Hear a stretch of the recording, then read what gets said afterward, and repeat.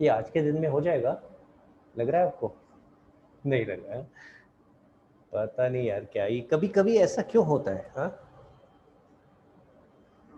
चलो तब तक एक काम करते हैं, आप लोगों को कहानी सुनाते हैं। लास्ट टाइम मैं कोई मेरे से पूछ रहा था ना सीए के बारे में, कौन पूछ रहा था यार, बाय द वे मैं भूल गया। कौन पूछ रहा था? ईशा आप पूछ रहे थे? क्या पूछ रहे थे यार? जब तक ये चल रहा है, जरा ये धीरे धीरे घूम रहा है, तब तक थोड़ा सी बात कर लेते हैं। हाँ ईशा, मैं आपको अनम्यूट कर रहा हूँ। Yes, sir. I was asking about your CA journey, like how was it and sir हो गया। हाँ हाँ, पर कोई बात नहीं, पूछ ले। ऐसे ही होता है, जैसी बात शुरू करो ना, जैसी लगता है उसको इम्पोर्टेंस नहीं दे रहे, वैसे ही मैं हूँ, मैं चल गया। हाँ, चल कोई बात नहीं, जल्दी से बात खत्म कर लेते हैं। तो मुझे इतना याद आ रहा है, लास्ट टाइम तूने पूछा था मेरे से कि सर आपका फर्स्ट अटेम्प्ट में हो गया था सीए, है ना? ऐसा कुछ तूने पूछा था। तो जैसे लड़कियों की एज नहीं पूछी जाती, ऐसी सीए के अटेम्प्ट नहीं पूछे जाते, ठीक है? जोक्स अपार्ट, पॉइंट इज इससे फर्क नहीं पड़ता कि आपने कितने अटेम्प्ट में किया, ठीक है? पॉइंट इज इससे फर्क नहीं पड़ता कितने अटेम्प्ट में किया। बाय द वे मैंने एक अटेम्प्ट में बिल्कुल नहीं किया, मुझे टाइम लगा था। और मैं एक बात और बता देता हूँ, अगर आप लोग सोचते हो मैं तो बहुत ही एक्स्ट्रा ऑर्डिनरी ब्रिलियंट स्टूडेंट रहा होगा अपने टाइम पे, तो बिल्कुल भी नहीं, मैं बहुत ही एवरेज स्टूडेंट था। हाँ, लेकिन एक चीज़ ज़रूर थी, जिस दिन मैंने रियलाइज़ करी थी अपनी पोटेंशियल कि हाँ यार मेरे अंदर पोटेंशियल है और मैं ये चीज़ कर सकता हूँ, उस दिन फिर मैंने पीछे मुड़ के नहीं देखा। तो just to let you know, अगर आप परसेंटेज वाइज अगर बात करोगे तो मेरे अप्रॉक्सीमेटली अगर मैं बात करूँ नाइन्थ तक, नाइन्थ तक परसेंटेज बहुत डाउन रहता था, और उसके अलग रीजंस हैं, वो हम कभी आराम से डिस्कस करेंगे, बट वो द रीजंस क्यों परसेंटेज डाउन रहता था। लेकिन हाँ, नाइन्थ तक बहुत डाउन था और मुझे लगता था कि यार मेरे मेरे से तो कुछ हो नहीं पाएगा। तो नाइन्थ तक तो ऐसे हाल होते थे, बस पास हो गए बहुत है। हाँ, और नाइन्थ के बाद जब मैं टेंथ में आया था, then first time I realise, मैंने अपना एक टारगेट रखा था, मैं आपको बता रहा हूँ, ये करीब बहुत पुरानी बात है यार, अप्रॉक्सीमेटली अराउंड 20 ईयर्स बैक, बहुत पुरानी बात है। तो उस समय मैंने अपना एक टारगेट रखा था, मुझे 60 प्लस लेके आना है। And you know why 60 plus क्यों रखा था मैंने? 60 प्लस इसलिए रखा था क्योंकि हमारे यहाँ जैसे my name is complete name is Rahul Varshney, तो हमारे यहाँ वार्ष्णेय में ना 60 प्लस पे एक अवार्ड मिलता है। So if you score 60 plus you get a award. तो मैंने अपनी सिस्टर को लेते हुए देखा था, तो मुझे था ये तो लेना है यार, मुझे और कुछ नहीं पता था कि कोई फायदा होगा और किसी 60 प्लस लाने, 70 प्लस लाने, क्या कितने आने चाहिए नहीं पता था, बस मुझे ऐसा ये लेके आना है, किसी तरह ये लेना है, स्टेज पे जाना है एक बार और ये अवार्ड लेना है। So I targeted a score of around 60 plus. I scored, I guess, 68, if I'm not wrong. Guys, just a second. हाँ जी. So I scored around 68% in 10th. And then जब वो 68% आए थे ना, मतलब यू जस्ट इमेजिन, पहले 40s में आ रहे हैं, बस पास हो रहा हूँ किसी तरह, then I score 68%, so it was a big jump, around 20 plus percentage jump, which was a very big for any mediocre student, if you understand that. And then उसके बाद पता है क्या हुआ? फिर मैंने कभी पीछे मुड़ के नहीं देखा, फिर मेरे को रियलाइज हुआ कि नहीं यार मैं ये कर सकता हूँ, अगर मैं ढंग से लगूँ पढ़ाई करने बैठूँ, तो ऐसा कुछ नहीं है कि अचीव नहीं कर सकते। तो फिर मैंने सोचा अगर अच्छे कॉलेज में चाहिए तो कितने मार्क्स आने चाहिए, कितने परसेंटेज मार्क्स आने चाहिए। तो मैंने एक दो लोगों से पता किया, पूछा, तो किसी ने मुझे कहा कि 80% प्लस आने चाहिए। अच्छा ठीक है, तो मैंने अगला टारगेट बना लिया, मुझे 80 प्लस ला गया, एंड आई गॉट 82% इन 12। आज की डेट पे 82 65 ये बहुत कम लग रहे हो ना, 68 82% बहुत कम लग रहे होंगे, उस टाइम पे काफ़ी होते थे, ऐसी बात नहीं है। 82% वॉज गुड स्कोर।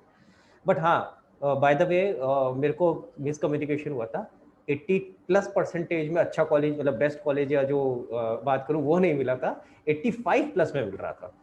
तो मैं 3% से पीछे रह गया था, but I still got a decent college. I am a pass out of Shri Guru Gobind Singh college of commerce, north Delhi Pitampura में है, ठीक है? तो it's a very decent college, और कॉमर्स में आफ्टर श्री राम इसी का नाम आता है। तो education wise everything it was very good. But I am just trying to tell you, मैं ये जो स्टोरी बता रहा हूँ इसमें just to try to understand, 40 से लेके 68, 68 से 82, and then I never look back. फिर मुझे था अगर मैंने ये कर लिया तो मैं आगे और कुछ भी कर सकता हूँ, and then I had a target of CA. और सीए के टारगेट क्यों मिला था? क्योंकि बहुत सारे लोग फैमिली में सीए थे, तो ये था कि यार ये अच्छे वेल सेटल है, सीए कर लोगे तो you will be well settle, एक ही माइंड सेट था।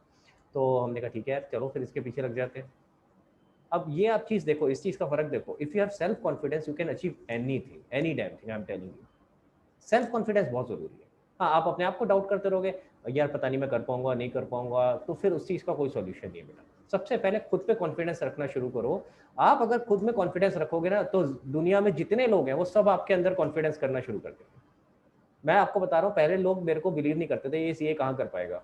हाँ, जैसे मैंने आपको बताया था, पहले मार्क्स इतने अच्छे स्कोर नहीं होते थे, तो बहुत सारे लोग ऐसे होते थे जो सोचते थे यार ये कहाँ सीए कर पाएगा। बट देन जैसे जैसे मैं आगे करने लगा, everybody started building trust in me, my mom dad parents my teachers. हम लोग कई बार कहते हैं ना टीचर हमारा साथ नहीं दे रहा, टीचर हमारी बात नहीं सुनता। अरे तुम काम तो करो ऐसा, अगर तुम अच्छा काम करोगे तो टीचर अपने आप आपकी हेल्प करेगा। I am telling you, mom dad आपकी अपने आप हेल्प करेंगे। Everything will work out in that manner. तो मैंने उसी हिसाब से मेहनत करी। हाँ, आई टुक सम टाइम, कुछ अटेम्प्ट लगे, बट देन उसके बाद आई क्लियर्ड सीए।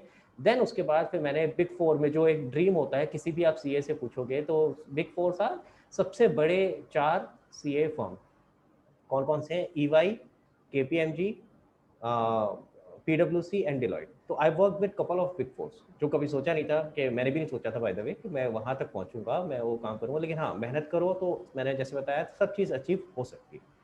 सो थोड़ा सा ये मैं इसलिए आपको बताया था ताकि आपको ये चीज़ समझ आए।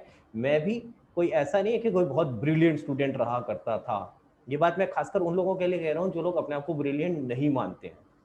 ठीक है, ये खासकर उन लोगों के लिए कह रहा हूँ। तो ऐसा कुछ नहीं होता भाई, ब्रिलियंट वाला कोई कॉन्सेप्ट नहीं होता। It is just about having self confidence in yourself.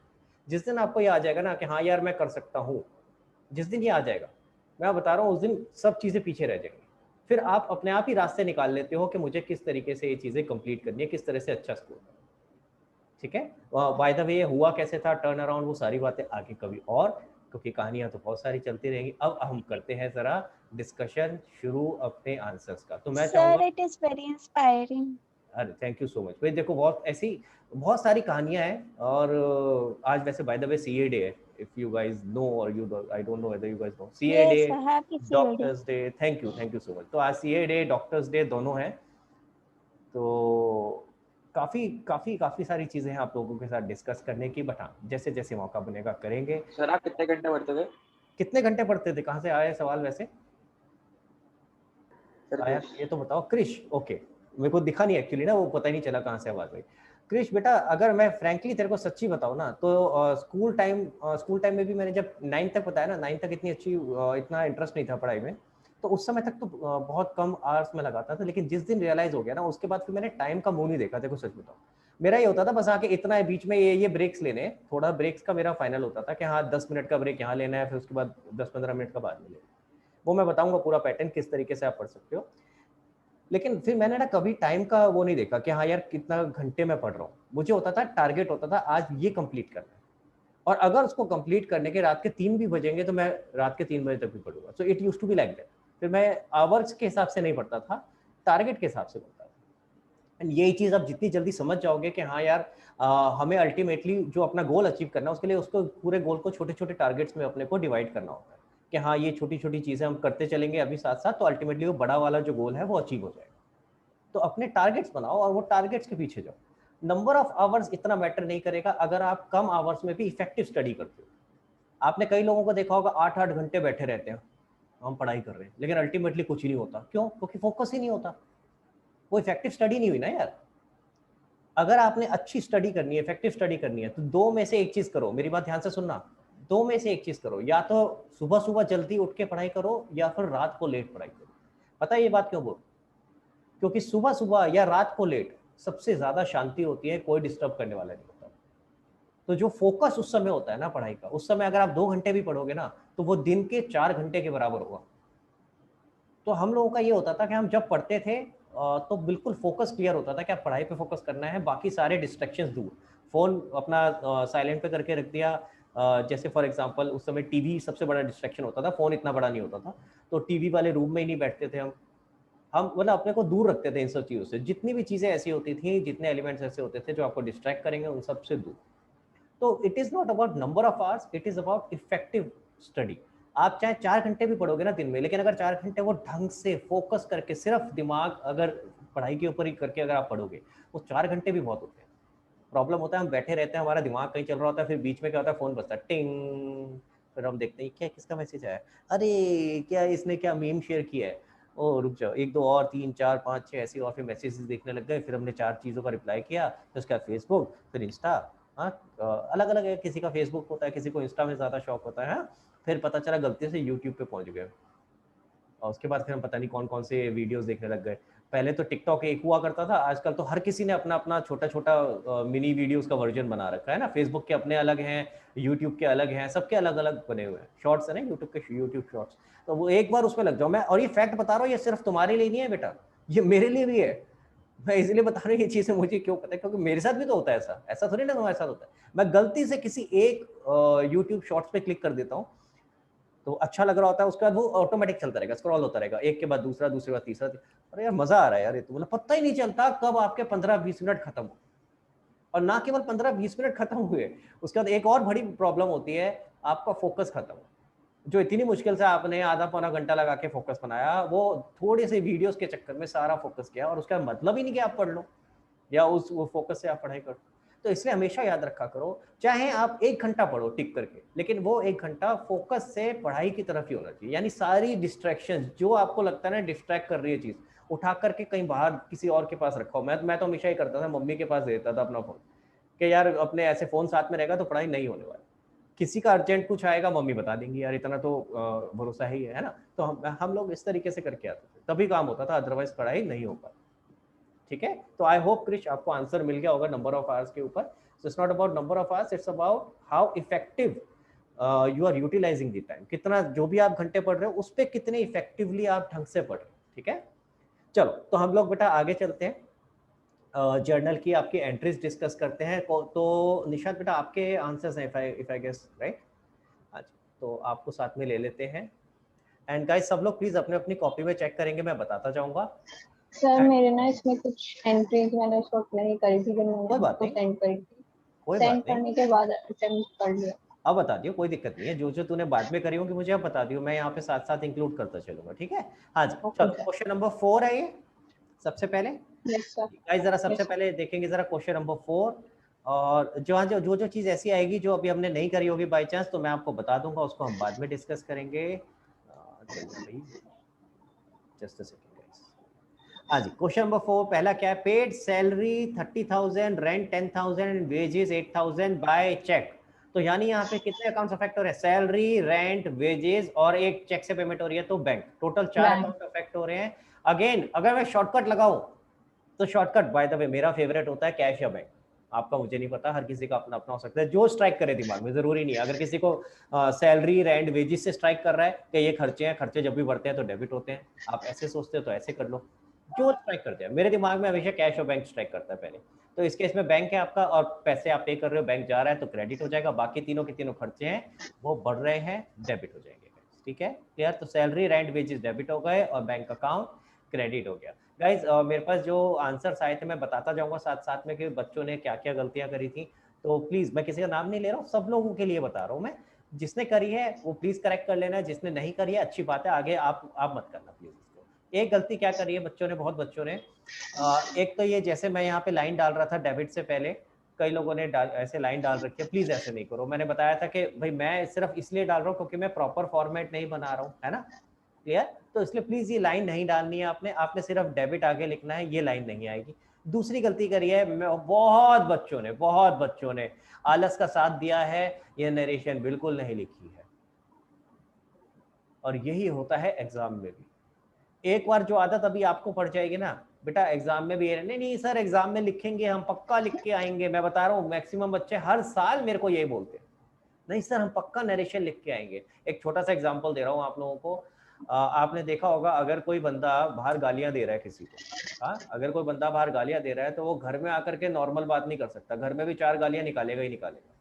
समझ आ रही है मेरी बात, क्लियर हो रहा है। पॉइंट इसकी एक आदत होती है, वो घर में किसी को गाली थोड़ा ना देना चाहता है, इट इज अ हैबिट। तो ऑटोमेटिकली आपसे कंट्रोल नहीं होता, आपको पता ही नहीं चलता कब ऐसा हो गया। तो होगा क्या, अगर आप नरेशन अभी नहीं लिखोगे ना बेटा, आदत नहीं डालोगे उसकी, तो अल्टीमेटली जब आप एग्जाम में पेपर में जब क्वेश्चन करोगे तो वहां भी ऑटोमेटिकली हाथ ऐसे ही चलेगा, बस एंट्री लिखिए और अगला अगला पॉइंट। तो प्लीज आदत डालो, अभी से ही आदत डालोगे तभी काम बनेगा। तो जिन लोगों ने नरेशन नहीं लिखी है प्लीज नरेशन लिखनी है। और एक और बहुत बड़ी गलती जो बहुत बच्चे करते हैं, ये दो कॉमन गलतियां, एक नरेशन वाली और दूसरी ये जो लाइनें खींच रहे हैं ना, ये जितनी भी ये लाइनें खींची हैं ये सारी लाइनें पेन से खींची हुई। तो जिन भी बच्चों ने ये पेन से लाइन खींची है बेटा, फॉर्मेट पेन से बनाया, फॉर्मेट कभी पेन से नहीं बनता, ये हमेशा पेंसिल से बनता है। इनफैक्ट जहां आपने अकाउंटिंग इक्वेशन में भी जो भी लाइंस खींचनी होती हैं, जो भी फॉर्मेट बनाना होता है, फॉर्मेट हमेशा पेंसिल से होता है, ठीक है। लाइंस हमेशा पेंसिल से खींचेंगे, प्लीज पेन यूज नहीं करेंगे लाइन खींचने में। सर ब्लैक पेन यूज कर लें, बिल्कुल नहीं, पेंसिल यूज करो बेटा। ब्लैक पेन चक्करों में अलग अलग multiple variety of colour of pens आप यूज नहीं कर सकते एग्जाम में, पेंसिल से लाइन खींचनी है और ब्लू कलर के पेन से आपको लिखना है, ठीक है। क्लियर, समझ आया ये बात? तो ये दो तीन बातें मैंने आपको बताई है, ध्यान रखना इस बात का। चलो आगे चलते हैं। Purchase goods from Hari for ₹30,000 at 10%। और जो अच्छी अच्छी चीजें वो देख रहे हो ना आप, इन्होंने लाइन छोड़ी है, दो एंट्रीज के बीच में एक लाइन खींची भी है, ये अच्छी अच्छी बातें हैं सारी, आपने भी यही फॉलो करना है, ठीक है। एक और आम बात बताता हूँ, क्रेडिट और डेबिट का कॉलम हमेशा बराबर होता है। भाई अमाउंट ही तो लिखना है, तो ऐसा मत करना क्रेडिट का छोटा कर दिया, डेबिट का बहुत बड़ा कर दिया, फिर एलएफ का और बड़ा कर दिया। अरे एलएफ की तो जरूरत ही नहीं होती ना, मैंने बताया था ये तो खाली रहता है। तो इसके तो बहुत छोटी सी लाइन जिसमें एल और एफ लिख जाए बस बहुत है। तो डेबिट क्रेडिट बराबर बराबर बनाना, एल एफ बिल्कुल मिनिमम, बाकी सारा काम हमारा आएगा पर्टिकुलर्स के, क्योंकि उसी में सबसे ज्यादा चीजें लिखनी है, ठीक है। चलो अगला पढ़े क्या लिखा है। Purchase goods from Hari ₹30,000 at 10% rate discount and 2% cash discount, payment was made immediately. अब इसका वर्किंग करा है बेटा तूने यहाँ पे? वर्किंग सर नहीं है तो इसमें मुझे नहीं करके किया, वो दिखाना। रफ में किया। तो मेरे को करके दिखाना पड़ेगा। देखो भैया, परचेज करे गुड्स 30,000 का लिस्ट प्राइस था, माइनस ट्रेड डिस्काउंट कितना है बेटा, मेरे को अमाउंट बताती जाइए निशा, ठीक है। 10%। 10% यानी Yes. 3,000 हो गया, माइनस किया ये आ गया 27,000। आगे 2% कैश डिस्काउंट भी और पेमेंट साथ के साथ कर दिया, तो 2% कितना हो गया बेटा इसका? सर 20 नहीं 540 26,460। है। 2% पूछ रहा हूँ बेटा, कैश अच्छा सर डिस्काउंट नहीं, 2%। सॉरी सर, मैं कैश। देखिए आंसर आ रहा है तेरा, नेट पेमेंट ही आएगी। Yes sir. हाँ ठीक है, क्लियर है गाइस। हाँ जी, अब मैंने आपको बताया था कि ट्रेड डिस्काउंट से ऊपर वाला पार्ट क्रॉस हो गया, ये एंट्री में नहीं आएगा, तो तीन चीजें एंट्री में आएंगी। तो देखिए जरा एंट्री ठीक करिए कि नहीं। Purchases account debit to discount receive to cash account, बिल्कुल ठीक है। अमाउंट चेक कर लेते हैं, 2640 कैश में आ गया, 540 डिस्काउंट और 27,000 परचेजेस। क्लियर है गाइस, चलें आगे। Okay, paid to Raju 5,000 in cash and 7,000 by cheque. अब यहाँ कोई परचेज नहीं है, ध्यान रखना, कई बच्चे यहाँ भी परचेज लिख देते हैं उठा के, purchase to cash to bank. अरे परचेज थोड़ी ना करिए, हम तो अब पेमेंट कर रहे हैं। परचेज पहले हो सकता है कभी करी हो, अब इस समय क्या हो रहा है, पेमेंट। इस समय जो क्वेश्चन में लिखा है उस पर फोकस करना है। क्वेश्चन कह रहा है पेमेंट कर रहा है राजू को कैश से और 5,000 कैश से और 7,000 चेक से। तो तीन अकाउंट अफेक्ट हो रहे हैं, राजू, कैश और बैंक। कैश और बैंक कम हो रहा है तो क्रेडिट हो गए, और राजू आपका क्रेडिटर जो कि कम हो रहा है वो डेबिट हो गया, ठीक है। क्लियर हो गया गाइस? Yes. जहां दिक्कत हो हैंड रेस कर लेना, ठीक है, मैं क्वेश्चन खत्म होने के बाद आपके पास आ जाऊंगा। ओके आगे चलते हैं। गुड्स सोल्ड टू रोमा, क्या नाम है भाई, Roma, Roma. for 5,000 at 20% trade discount, 3% cash discount, half the payment was received immediately। again यहाँ बना लेते हैं जल्दी से। लिस्ट प्राइस क्या है भाई, 5,000, ट्रेड 5,000। डिस्काउंट 20%, कितना हो गया बेटा, 20%। कितना आएगा, 1,000। तूने कहाँ पे किया है Yes, चेक sir. करना बेटा। सर वो पता नहीं था। मेरे को कैलकुलेट करना पड़ेगा साथ साथ, ठीक है। बता देना भाई कुछ गलत हो रहा है, कैलकुलेशन मेरी इतनी अच्छी नहीं है। हाँ जी, सेल प्राइस के बाद आपका दो पार्ट्स में डिवाइड हो जाएगा, कुछ कैश में है और कुछ क्रेडिट में। हाफ हाफ लिया है ना, तो Yes, sir. 2,000 sale price cash में और 2,000 सेल प्राइस क्रेडिट पे, ठीक है। अब जो कैश में पे किया उसमें कैश डिस्काउंट माइनस हो जाएगा। कैश डिस्काउंट कितना है, कहाँ गया भाई, 3%। 3%। तो 3% कितना हो गया, 60 रुपए। अच्छा बाय द वे 3% जल्दी से कैसे कैलकुलेट होगा, परसेंटेज में नीचे 100 होता है ना, तो ये 2 जीरो तो कट गई, समझ आ रहा है। माइंड में काट दी थी मैंने बाय द वे, यहाँ लिख के तो नहीं काटी, माइंड में काट दी, 2 जीरो हटा दी, बाकी क्या बचा 20, 20 को 3 से मल्टीप्लाई किया 60। समझ आ रही है मेरी बात, ठीक है। इसी तरह 10%, 5%, इस तरह कुछ भी निकालना हो, नीचे की दो इस तरह से जीरो कट जाती है, अगर लास्ट में जीरो है तो परसेंटेज निकालना ईजी हो जाता है, ठीक है। जस्ट हाँ जी, तो ये कितना आ जाएगा 1940। हाँ जी देखो जरा, अब अगेन जो हमारा ट्रेड डिस्काउंट के ऊपर वाला था ये कुछ नहीं, कहीं नहीं आएगा, ये कहीं नहीं आएगा, तो ये वाली बाकी फिगर्स आएंगी। क्या क्या है इसके केस में देखें ज़रा। हमने गुड्स बेचे थे रोमा को और कैश पेमेंट की थी आधी, तो आ जाएगा रोमा अकाउंट, कैश अकाउंट, ठीक है, और डिस्काउंट अलाउ, कैश पेमेंट नहीं सॉरी कैश रिसीव हुआ, हमने गुड्स बेचे हैं तो कैश रिसीव होगा। बिल्कुल ठीक है, एंट्री बिल्कुल सही है बेटा। और 1940 आपका आ गया कैश में, 60 आ गया डिस्काउंट पे, 2000 आ गया रोमा में, और 4000 के टोटल गुड्स खरीदे। बहुत सही, बिल्कुल सही, क्लियर है। चले भाई आगे। अच्छा हाँ जी, goods sold to Ramesh for 8000, he paid 5000 by cheque immediately. तो 5000 तो उसने हाथ के हाथ पे कर दिया, तो 3000 अभी रह गए ना। तो एक तरह से क्या हो गया भाई, 5000 हमने कैश में पे किए, चेक के थ्रू सेल करी, और बाकी सारा उधार पे। तो जब उधार पे होगा जो 3000 रह गया उसके लिए उसका नाम आ जाएगा। तो रमेश अकाउंट डेबिट यानी debtor debit, bank debit to sales, बिल्कुल ठीक है। जितने पैसे आ गए उतना बैंक के नाम से, जो नहीं आया अभी वो रमेश के नाम से डेबिट हो गया, जब आएगा तो रमेश क्रेडिट हो जाएगा और कैश और बैंक डेबिट हो जाएगा। चलो भाई आगे चलते हैं। आगे additional capital introduced as cash 10,000, delivery van 50,000। तो दो चीजें आ रही है ओनर से, डिलीवरी वैन और कैश।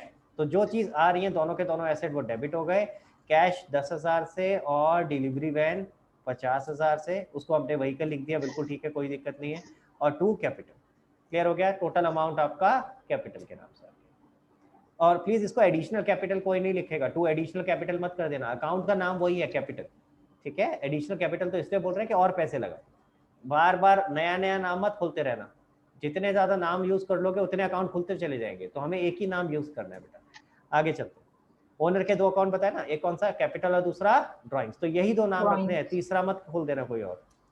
चलो भाई अगला क्या कहता है, देखिए जरा, कैश पे टू अनिल 975, डिस्काउंट रिसीव 25। ये ना मैं अलग से करके दिखाना चाहता हूँ। देखो क्वेश्चन कह रहा है, अब इस टाइप के क्वेश्चन खास करके खतरनाक होते हैं, समझ नहीं आते सर इसको बनाए कैसे और इसका मतलब क्या है। देखो कह रहा है cash paid to Anil, cash payment हो रही है, मेरे पास से कैश जा रहा है, तो टू कैश तो आएगा ही आएगा।